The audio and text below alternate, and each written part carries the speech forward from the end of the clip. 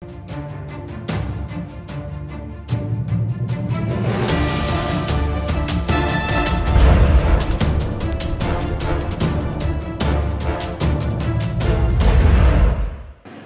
wil ek met u praat en ek wil 'n interessante boodskap aan u oordra en ek gaan vandag bietjie gesels oor water. Nou, nie hierdie water. Hierdie is koud. Hierdie is ook 'n ongesonde water, maar is 'n lekker water. Maar ek gaan nie meer hom praat nie, want dis nie die water waarvan die Bybel praat nie. Ons noem hom, ek my kinders spot so by die huis en sê dit is nou die swart water, want sien tannie die vrou hou die manne in toom en sê die bloeddruk en die gesondheid loop nie mooi saam nie. So dan sê ons nee, ons gaan net vir ons 'n swart watertjie ingooi, so dan bly ons by water. Dis nou koud, maar ek gaan glad nie hieroor praat nie. As Ruben wil, dan kan hy dit drink. Sien, dis nou 'n voordeel as jy 'n kind is, dan kry jy nou sulke lekker goedjies ekstra. Maar ek wil praat vandag oor water. Nou, wanneer ons kyk in die woord van die Here, is daar baie dinge wat 'n mens kan sê oor water en rondom water. En ek dink tog die een van die bekendste gedeeltes in die woord van die Here vind ons wel in die boek van Openbaring opgeteken. En hoofstuk 3, vir die wat die Bybel het, kan vir my daar gaan oopmaak.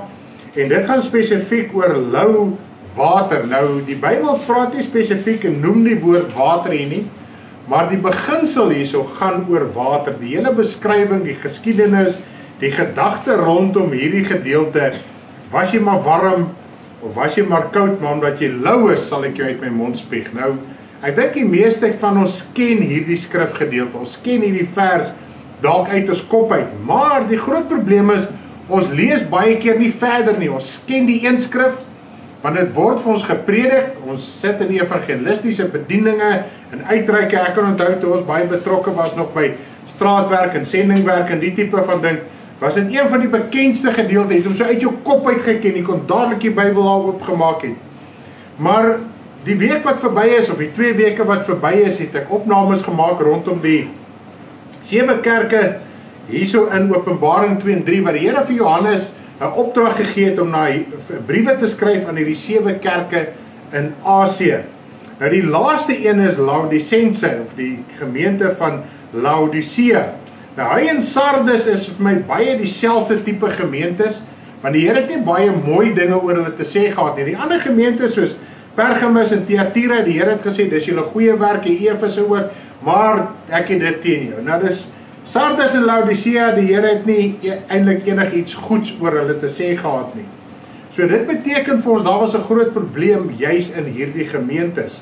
Nou dit is wat ek sê, die gemeentes, dis ekklesia, die Griekse woord, dit beteken die samekoms van gelowiges. So dit is vir wie Johannes hierdie brief moes geskryf het. En ek wil nog net vir ons hierdie hele gedeelte deurlees, en nie so 'n paar verse, is nie lank nie. En dan wil ek so 'n bietjie vir ons so 'n inleiding gee, so 'n bietjie geskiedenis gee rondom Laodicea, sodat ons iets kan verstaan rondom hierdie gemeente. Nou kom ons lees Openbaring 3 vanaf vers 14 af. En skryf aan die engel van die gemeente van die Laodicense. Dit sê die Amen, die getroue en waaragtige getuie, die begin van die skepping van God.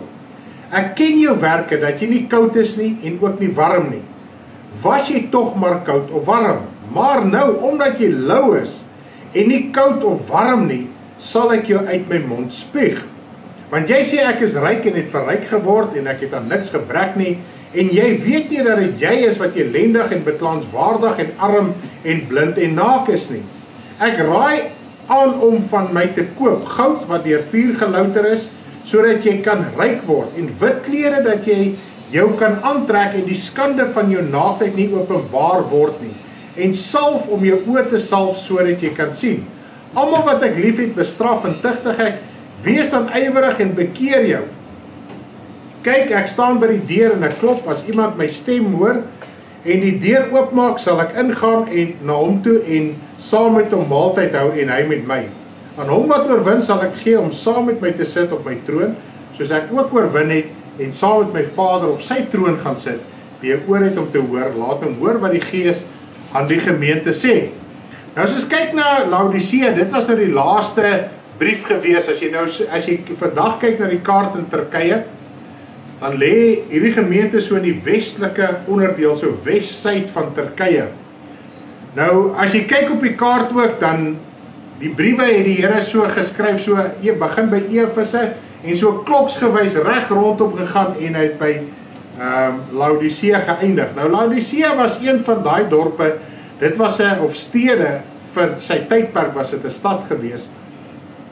Was dit 'n verskriklike ryk stad gewees. Dit was een van daai plekke wat selfonderhoudend was. Hy het nie baie hulp van buite af nodig gehad nie. Van so 'n aard, hulle reken so 60 na Christus, was die hele dorp of die groot gedeelte van die dorp was verwoes deur 'n aardbewing.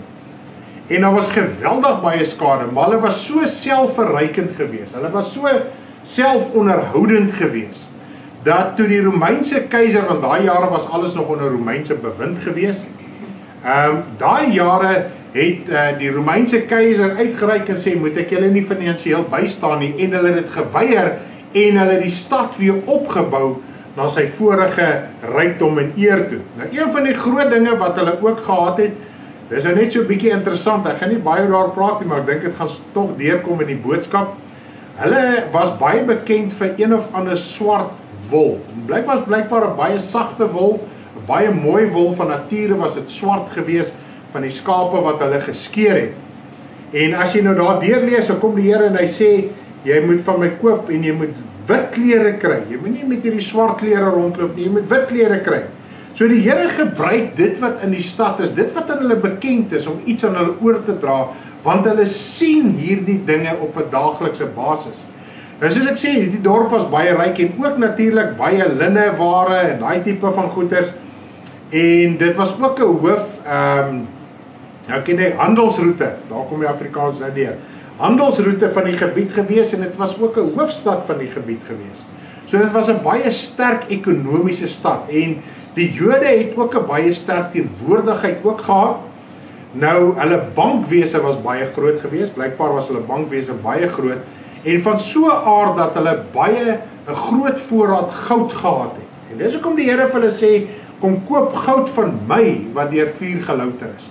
So hulle het geweet van hierdie goud in hierdie stad, hulle het geweet van hierdie rykdomme, en natuurlik die gemeente waar daar tot bekering gekom het as heidene het hulle gelewe in daardie rykdomme. Hulle was deel van die ekonomie, hulle was deel van die hele stad se gewoel gewees. En natuurlik het hulle besigheid daarin gedoen. Nou kom hulle tot bekering en hulle lewe nog steeds hierdie status lewe.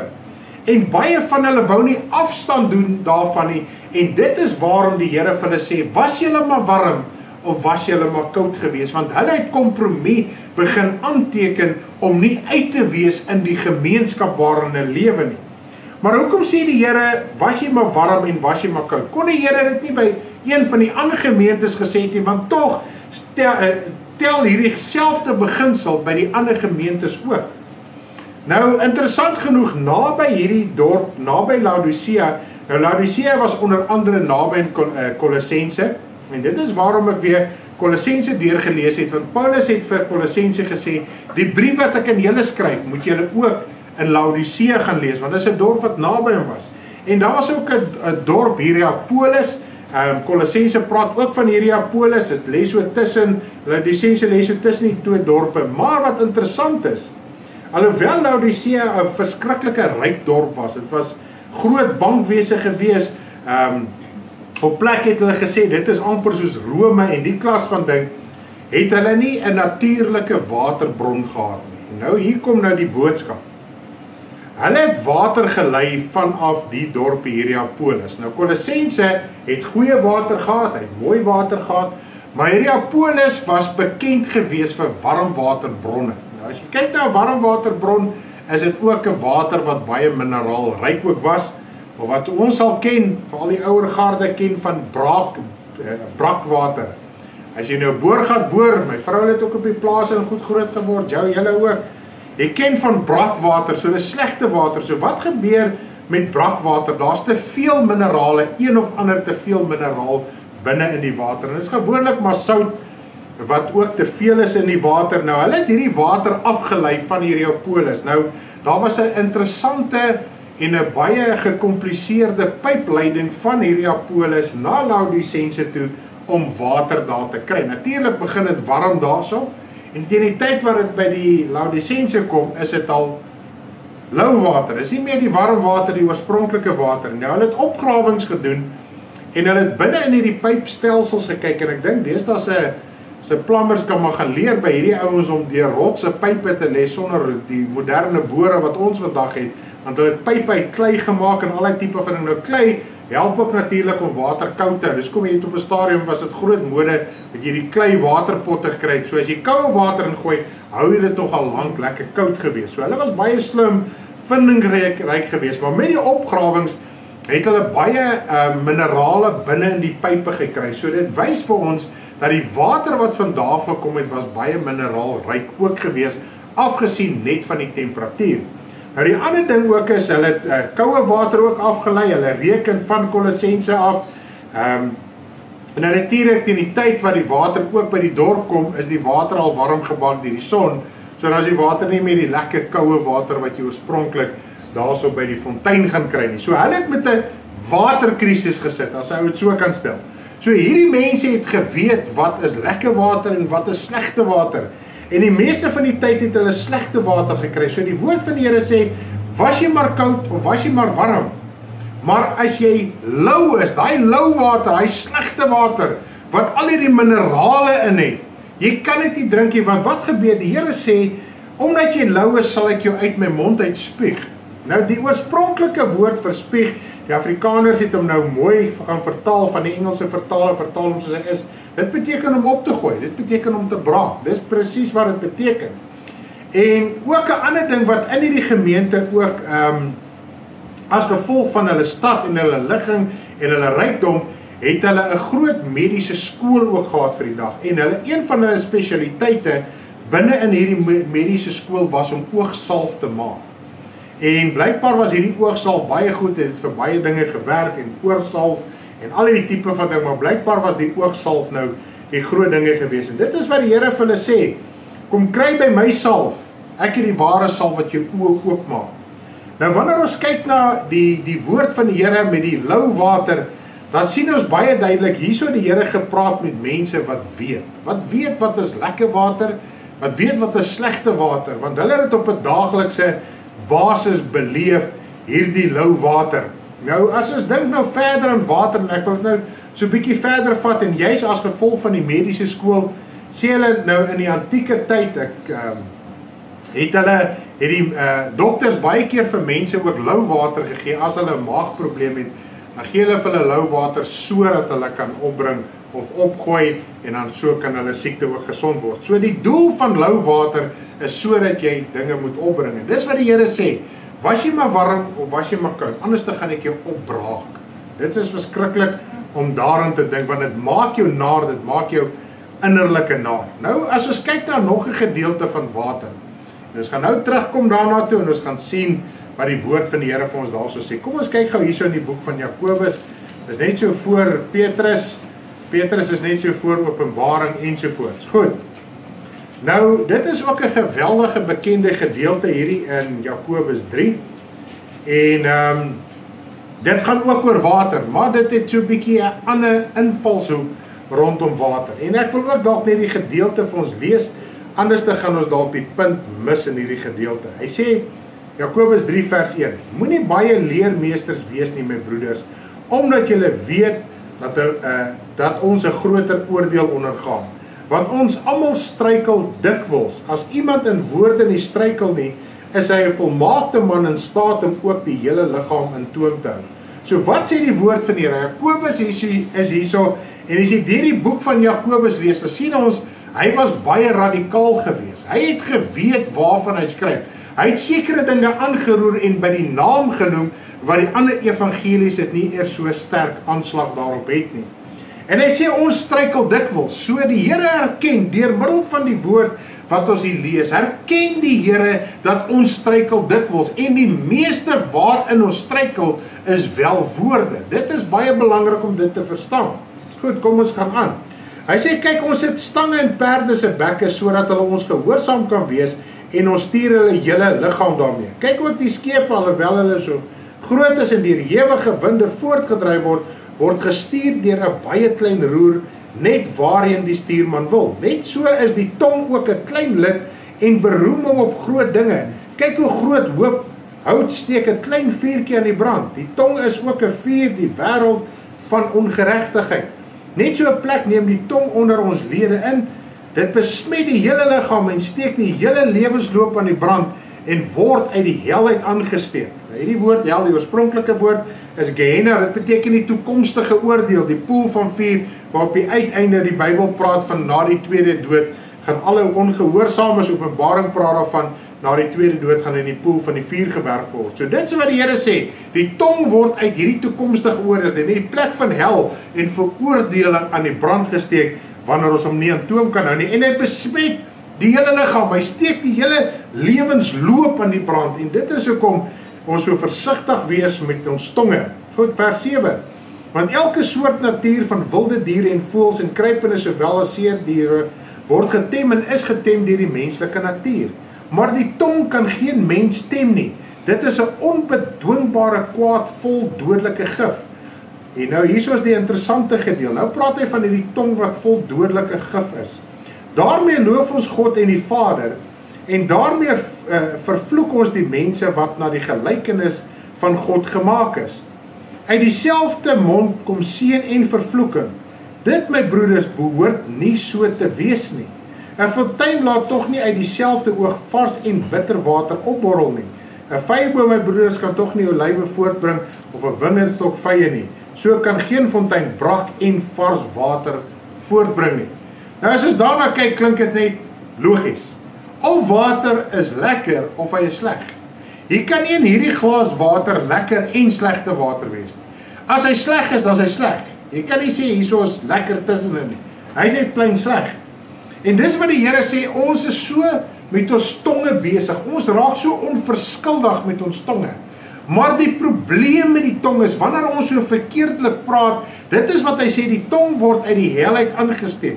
Wat hy vir ons wil sê, ergens in jou lewe lê daar 'n oorsprong. Ergens is daar 'n fontein, want selfs in Spreuke praat hy van die hart van die mens soos 'n diep kuil. Dit is soos 'n diep put. En die wyse persoon skep uit hierdie put uit en hy gee vir ander om te drink. En dit is wat die Here vir ons sê. Jou put, jou siel is soos 'n put. Dis die oorsprong van water. Dis die oorsprong van lewe. Nou wanneer ons die Here Jesus aanneem, dan moet hy die water in ons lewe wees. Nou 'n ander gedeelte, en dit is vir my interessant wat hy sê, hierdie brakwater. Nou as ons kyk na die brakwater, is dit natuurlik ook 'n mineraalrykte water. Dit hoef nie noodwendig warm te wees nie, maar 'n slegte water, en ons wil nie dit drink nie. Net soos in Laodicense, hulle is uiterlik ryk, uiterlik is hulle gepolish, maar binne sit hulle met 'n slegte water, hulle sit met 'n brakwater. So wanneer hulle praat, wanneer hulle oor die evangelie praat, wanneer hulle deel raak met mense, dan kom hierdie slegte water na voorskyn. En hoe kan jy dit drink? Die Here sê, ek kan nie eens daarvan drink nie, ek sal jou uit my mond uitbraak, en my binneste sal ek jou opbring. Nou wanneer ons kyk hierso in die boek van Eksodus, dit is nou natuurlik met die uittog uit Egipte land, en op hierdie gedeelte, in Eksodus 15, het die volk net deur die Rooi See getrek, hulle was so net uit gewees, en hoofstuk 15 van Eksodus, van vers 1 tot 21, is dit hierdie verskriklike oorwinningslied, wat Israel sing. Hulle juig, hulle maak die naam van die Here groot. Die Here het vir hierdie wonderwerk gedoen. En natuurlik as ou kyk, ek het al so 'n bietjie gepraat daaroor, die Pasga is die besnydenis. Dit is 'n teken wat die woord van die Here sê, jy moet na die hart besny word. Dit is die wedergeboorte waarvan die Bybel praat.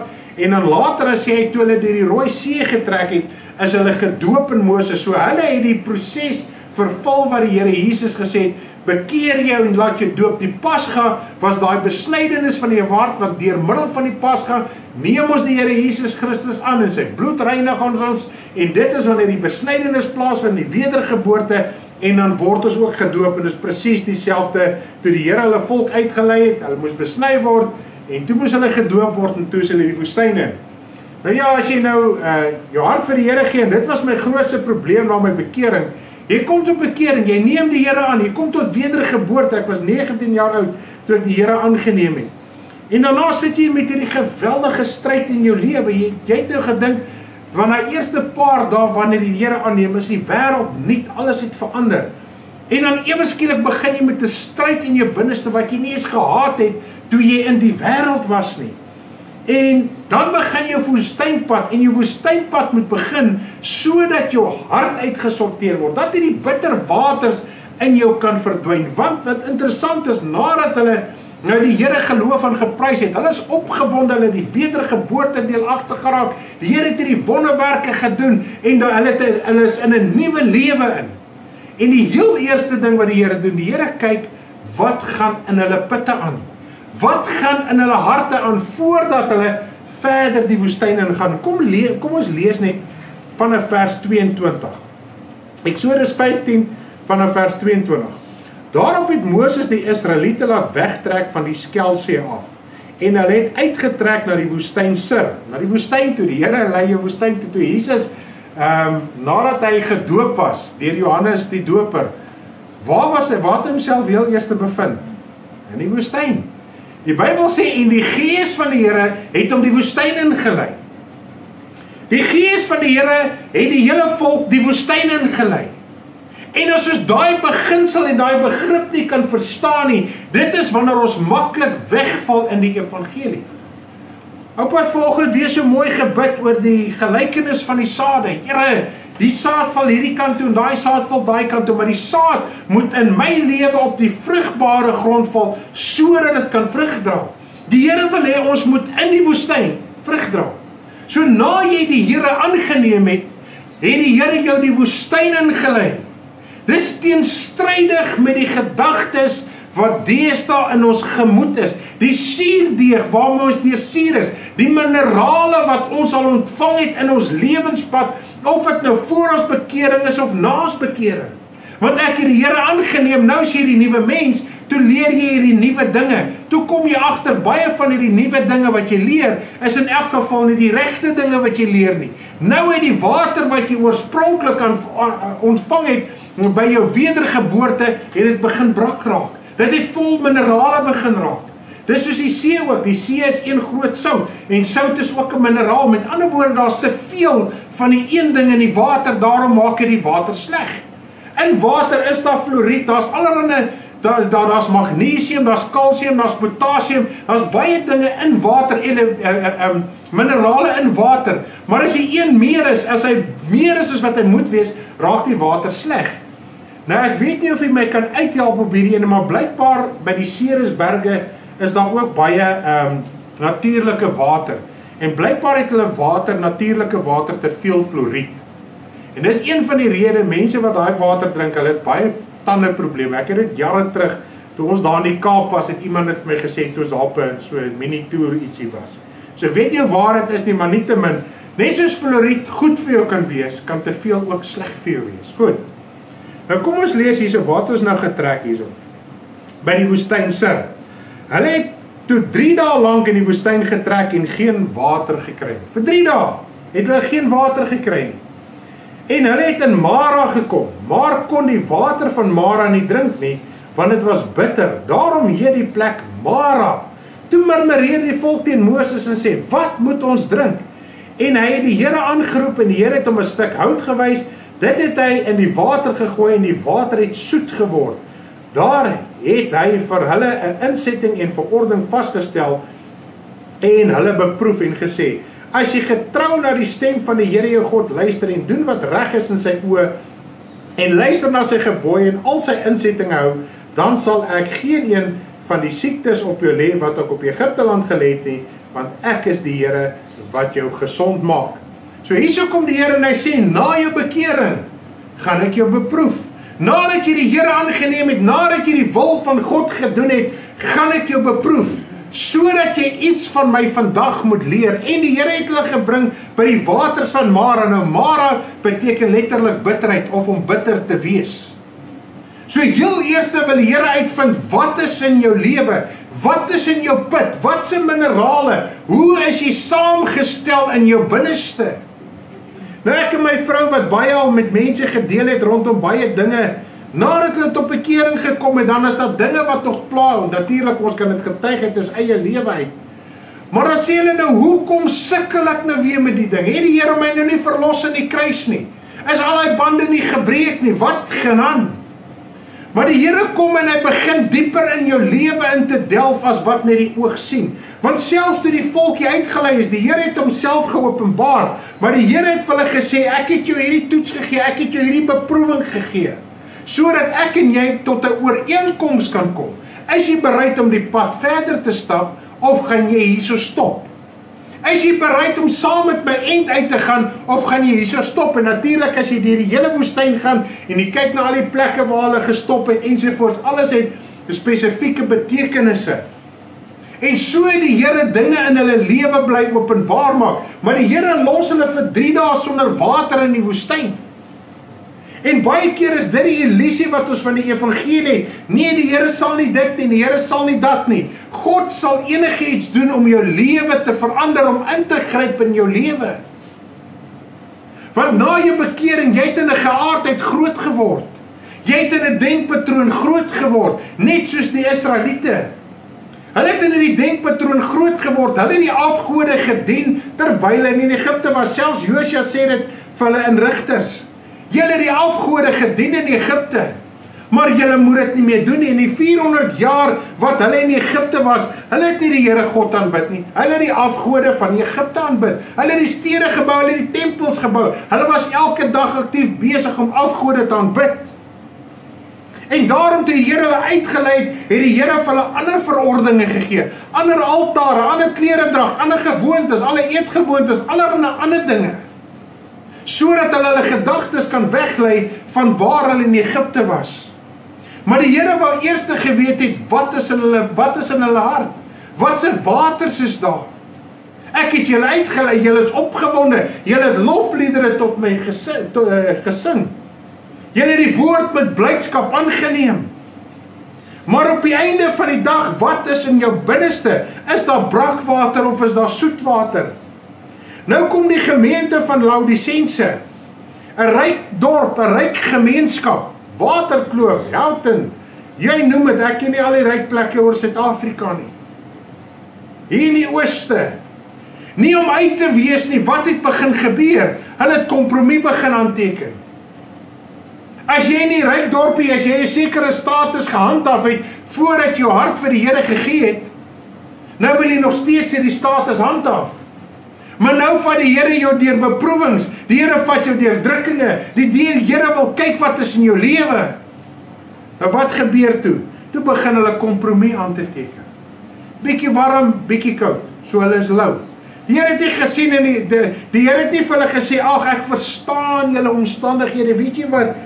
Julle is nou nie die dorp en as 'n mens moet ook nog maar eet en lewe en jy weet, die Here het nie dit vir hulle gesê nie. Nie in een van die 7 gemeentes nie. Inteendeel die gemeente van Smyrna het die Here gesê, ek ken jou verdrukking en jou armoede. Ek ken dit, God sê ek ken dit. Dis nie vir my vreemd nie. Dis nie vir my vreemd dat jy arme mens is nie. Dis nie vir my vreemd dat jy behoeftig is nie.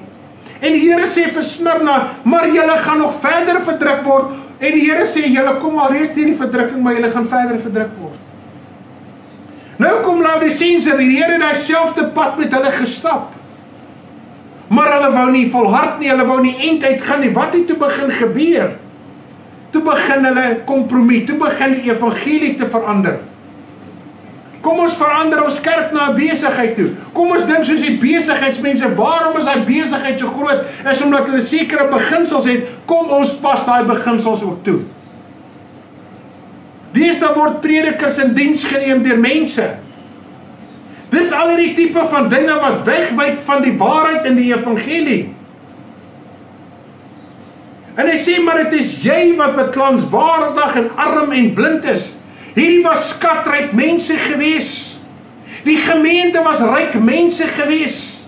Dit was die behoeftige mense in die vlees nie. Maar om daai rykdomme te behou, om daai aansien te behou, het hulle kompromie aangeteken. Dit is wat die woord van die Here vir ons isoleer. Daar was nie meer 'n balans nie, daar was nie meer soet water nie. Wat sê die Here vir Moses? Vat hierdie stuk hout en gooi hom in die water. Wat sê die Here Jesus moet jy elke dag doen? Jou kruis opneem en jouself verloon en hom volg, dan word jou water weer soet.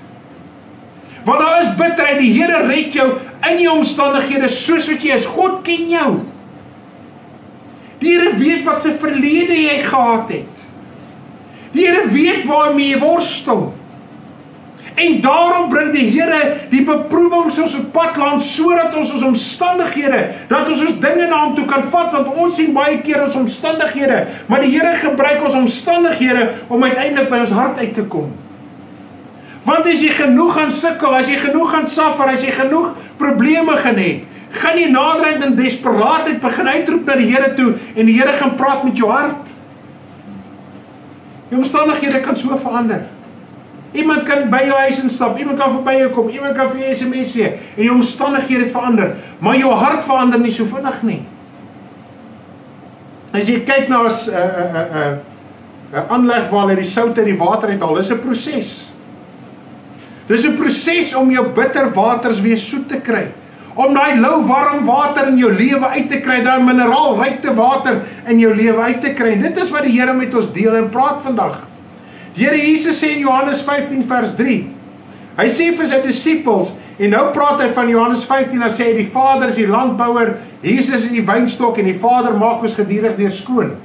Dan sê Jesus vir hulle, en julle is rein deur die woord wat ek tot julle gespreek het.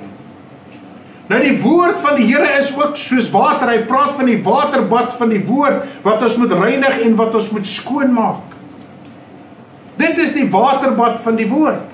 So ons moet toelaat en onsself blootstel aan die woord van die Here. As ons meer gaan blootstel aan ander dinge as aan die woord van die Here, weet verseker, jou water gaan nie soet word nie.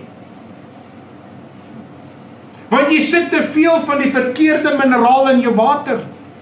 Jy hoor te veel van die verkeerde ding. Nou wat vir my interessant is, en ek wil gou hier vat, en ons het nou so 'n paar weke terug wel hierdie skrifvers gedoen, en min het ek geweet dat hierdie woord is presies dieselfde as die woord bitterheid. Nou kom ons gaan na 1 Samuel 15 vers 23 toe. Ek wil hom graag net gou lees. Ek kan hom vir u opsê, maar kom ons lees hom gou. 1 Samuel, sien my nie, as ek die deur loop. 1 Samuel 15 vers 23. Want wederstrewigheid is 'n sonde van waarsêry, en eie sinnigheid is afgoderry en beeldediens. Omdat jy die woord van die Here verwerp het, het hy jou as koning verwerp. Wat sê hy hierso? Wederstrewigheid is 'n sonde van waarsêry, en tog kom in vers 20, hy sê om gehoorsaam te wees is beter as slagoffer, om te luister beter as die vet van ramme. Weet jy wat beteken daardie woord wederstrewigheid? Hy word gevoed uit die woord bitter. En bitter is Mara. Om wederstrewig te wees, om nie na die stem van die Here te luister nie, is dieselfde as bitterheid. En as daar bitterheid in is jou water brak. En dit is waarom die Laodicense weggewyk het van die woord, want hulle het weggewyk van die woord van waarheid. En die woord wederstrewigheid beteken om te rebelleer, om ongehoorsaam te wees, om te weerstaan, om die Heilige Gees te verloon. Stefanus preek vir die Fariseërs en hy sê vir hulle, julle weerstaan altyd die Heilige Gees. Met ander woorde, julle is wederstrewig, julle is rebels teen die Heilige Gees. So daar is 'n bitter water, daar's brak water in julle, daar's lou water, is nie warm of is nie koud nie. En ons ken die verhaal van die Fariseërs, hoe Jesus hulle gereeld aan die lig gebring het, en is presies soos met die Laodicense. Terwille van aansien, terwille van rykdom, terwille van eer, het hulle kompromie begin aanteken binne in die evangelie. En dit is die probleem wat ons mee sit. So ons kan sê, nee, ek doen nou nie dit nie, of ek doen nou nie dat nie, maar die woord van die Here sê, as jy ongehoorsaam is aan die woord van die Here, is jy wederstrewig, is jy rebels, is jy opstandig. En hy praat van die woord van waarheid. Galasiërs 3 praat daarvan, Kolossense praat daarvan, praat hy die heeltyd van die woord van waarheid. Nou sê dit is, en eie sinnigheid is afgodediens. Nou kom hy ook in Efesiërs, nou noem hy hierdie sonde op. En hy sê vir ons dat hierdie sonde en gierigheid is ook afgodediens. So mens raak ongehoorsaam aan die waarheid van God se woord. En dit is baie belangrik wanneer ons kyk na ons eie lewe. Wat se water het ons in ons lewe? Wat is ons bereid om te doen? Nou sê die woord van die Here, wederstrewigheid is 'n sonde van waarsêry. Toe verstaan ek, Here, wat U sê in Matteus 7, wat U sê, daar's mense wat gaan sê, Here, ons het in die naam geprofeteer. Ons het in die naam duiwels uitgedryf. Ons het in die naam baie siekes gesond gemaak. Dan gaan hy sê, gaan weg van my af. Julle werkers van die ongeregtigheid, want julle het julle lewe nie op die rots gebou nie. Nou kan jy vir my sê, maar elke persoon wat preek, en elke duiwel wat uitgedryf word, en elke sieke wat genees word, daai ou moet van die Here af wees, terwyl die Here sê, dit is nie die geval nie. En dis die probleem wat ons het. Ons kry baie te doen met mense hardloop van die een kerk na die ander kerk, want hier is die wonderwerk, en daar is die wonderwerk, en daai kan vir jou profeteer, en daai kan vir jou dit verdoen, en daai kan vir jou dat doen. Terwyl die woord van die Here sê, wat van jou lewe wat op die rots gebou moet word? Is jy ook warm? Ag, is jy ook lou? Het jy ook te veel van die een ding in jou lewe? Het jy nie meer balans in jou lewe nie? Het jy nie meer gesonde water in jou lewe nie? Neem jy nie jou kruis op nie? Of jy nou profeteer, of jy nou siekes gesond maak, maak nie saak nie. Jy moet nog steeds jou kruis opneem. Jy moet nog steeds bely. Jy moet nog steeds onderwerp. Jy kan vandag dooies opstaan, as ek hier uitstap, dan het ek 'n gesin, ek het 'n praktiese lewe. Ons het laasweek 'n skrifgedeeltes gedoen in Jesaja 65 en 66. Wat hy sê, hulle staan in die middel van die tuin, hulle heilig hulle self vir die tuine. En hulle sê, ons is heilig, en die een doen die ander na, en hy sê, moenie na by my kom nie, want ek is heilig. Partykeer raak ons so heilig in ons geestelike wandel. Maar as ons besig met skinder en kwaad praat en al hierdie tipe van goeders, dan wat se water kom daar uit? En dit is wat die Here moet ons praat in hierdie dag. Was jy maar warm of was jy maar koud? Maar omdat jy lou is, want die probleem met 'n persoon wat lou is, hy dien die Here in die uiterlike. Hy lyk mooi, hy's gepolish. Hy bid, hy sê hy soek die Here, hy lees sy Bybel, hy gee sy bydraes waar hy sy bydraes moet gee. Maar wat gebeur op die einde van die dag? Die Here Jesus sê, jou hart is binne vol doodsbeendere. En dit is daai gemengdeling. Die Bybel sê in Jesaja 65, hy sê julle woon in die grafte. En ons moet uit die grafte uitkom. Ons moet sê, Here, en ons moet erkentlik raak teenoor die Here en sê, Here, my water is bitter. My woorde is nie met sout besprinkel nie. Ek is nie aangename geur nie. Moenie jouself verskoon nie. Die feit dat ek kan uitwys dat 'n ander persoon vals en verkeerd is, maak my nie reg nie. Ek meen, julle wat my bediening ken, julle ken hom, ek weet hoe leerstellings werk, haal hulle uit die woord van die Here uit. Ek kan baie uithaal en sê, daai leerstelling is verkeerd, vanuit die Bybel uit, nie van mense kennis nie, vanuit die Bybel uit. Maar dit maak my nie reg nie. Dit maak nie dat ek reg is nie. Dit maak nie dat ek sal hemel toe gaan nie. Wat help het, ek wys al die pastore uit wat verkeerd is, en op die einde van die dag is ek in elk geval in die sonde. Ek gaan nie hemel toe nie. My saak moet voor God reg wees. Dis nie die Here wat my teleurgestel het nie, dis die mens wat my teleurgestel het. Dis hoekom Jesus gekom het, want Jesus is die standaard. Van Elia of Moses, hulle almal het ons teleurgestel as mens.